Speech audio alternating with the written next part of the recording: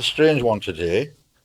Not strange, strange. It's just it's a thought which I had long, long time ago when I first heard these words, and I pondered on it here and there and tried to put sense around it, but never put pen to paper. That's what I did today. It's a small reading first, and then I'm going to speak a little, and then another small reading.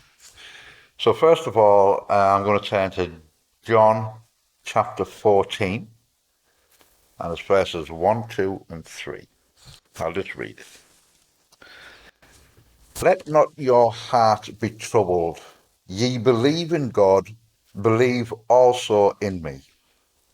In my Father's house are many mansions. If it were not so, I would have told you. I go to prepare a place for you. And if I go and prepare a place for you, I will come again and receive you unto myself, that where I am, there ye may be also. Now, the reason why I chose that's just a small part of it, but the reason why I chose that is because, it says, in my Father's house there are many mansions. Now, we all have perceptions in our heads about how big a house is, how big a mansion is, who gets a house and who gets a mansion. Some Bibles say there are many rooms, other Bibles say there are many mansions. I've just looked a little bit deeper than the face value of that, and I'm going to get there in a minute. I'm going to turn to Revelation chapter 21. Right, Revelation 21, excuse me please, Revelation chapter 21, verses 1 and 2. Well, I get that good.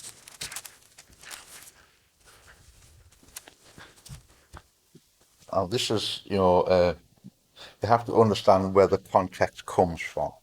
This is Revelation. This is what John saw.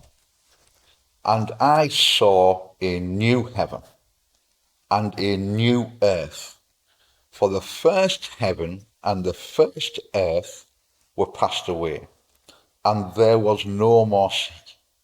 And I, John, saw the holy city, New Jerusalem, coming down from God out of heaven, prepared as a bride, adorned for her husband. Now, there's another verse.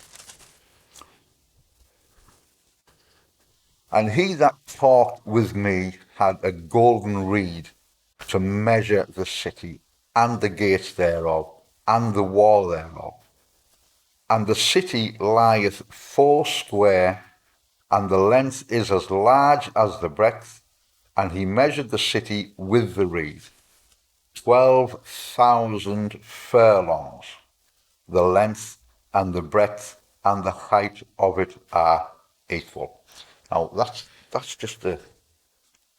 what got me thinking. Basically, when you think about that distance, 12,000 furlongs is exactly the same as 1,500 miles. To see a building which is 1,500 miles long, 1,500 miles tall, and 1,500 miles wide, you just can't see that building. Our atmosphere only goes up maybe 6 or 7 miles, and then you're in space. This is 1,500 miles straight up. Now 1,500, this, because it was a cube, it's 1,500 miles times 1,500 miles times 1,500 miles. I'm not going to go into how I worked all that out, because the calculator I used, I think I got it free with a loaf of bread or something. It doesn't go past 7 digits. It just starts to smoke and shake. So I had to do this longhand myself.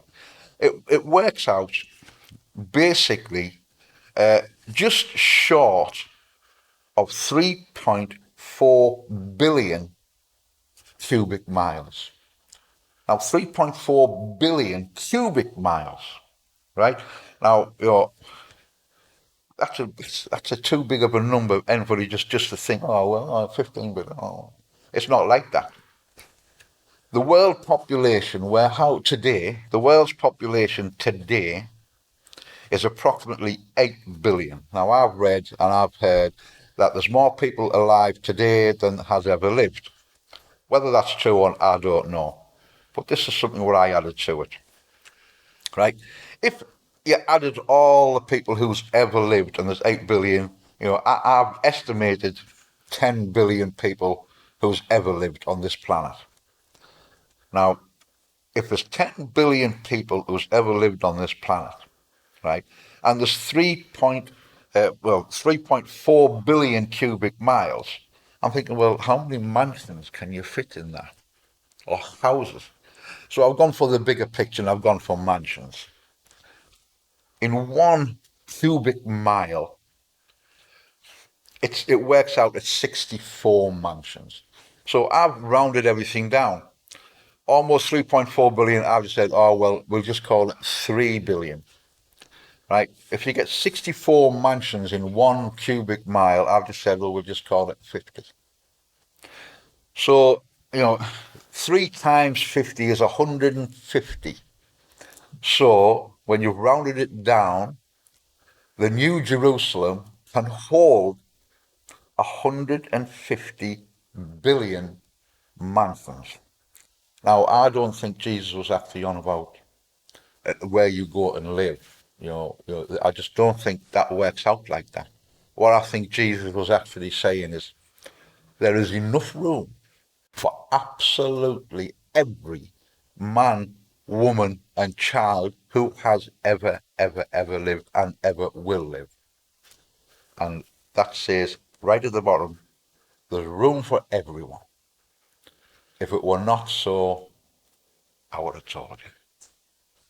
But because there is room for everyone, he's told them there's a room for you. And you, and you, and you. More room than you would ever imagine. And you will see more when you go to describe what the New Jerusalem looked like. All of the gates and the foundations and the fantastically beautiful stones and everything what's there, and it's so big. You would probably never get to every part of it, but let's just hope we all get to see the inside, not just the outside.